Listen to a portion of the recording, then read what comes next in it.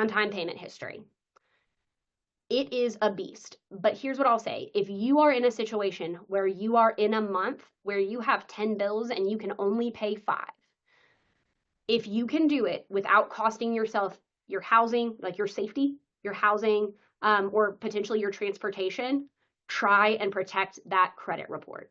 If I had to make the choice between having my lights turned off and having a late payment reported on my credit bureau, depending on the weather, I'd probably choose to have my lights turned off. I would go figure out a way to make money. I'd do gig economy to get them turned back off and pay the reconnect fee and deal with that on the back end. But I would rather have to pay a little bit more money and fix something like that. I would certainly rather have my internet cut off or like one of my superfluous bills. I would much rather have one of those cut off than have to spend 2 years trying to water down and make up for one late payment.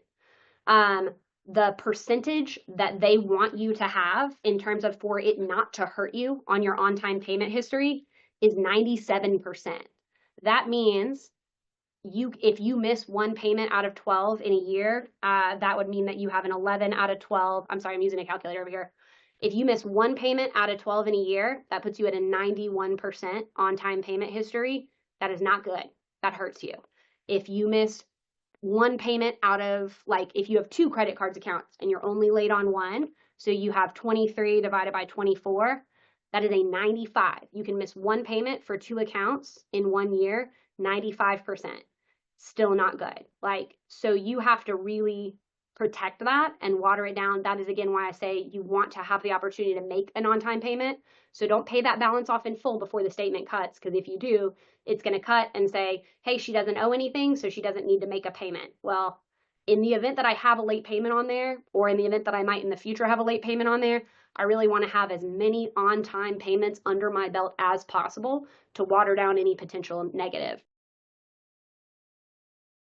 Pinnacle Bank is a member FDIC and an equal housing lender. Neither Pinnacle Bank or its affiliates are a registered broker-dealer. Securities and/or insurance products are not deposits, not insured by the FDIC or any other government agency, nor are they guaranteed by Pinnacle Bank. They are subject to risk and may lose value. Registration does not imply a certain level of skill or training. The purpose of this series is to provide helpful information on the subject matter covered. It is offered with the understanding that Pinnacle Bank is not rendering legal or accounting advice. Since the details of your situation may be fact-dependent, you should additionally seek the services of a competent professional regarding your personal situation.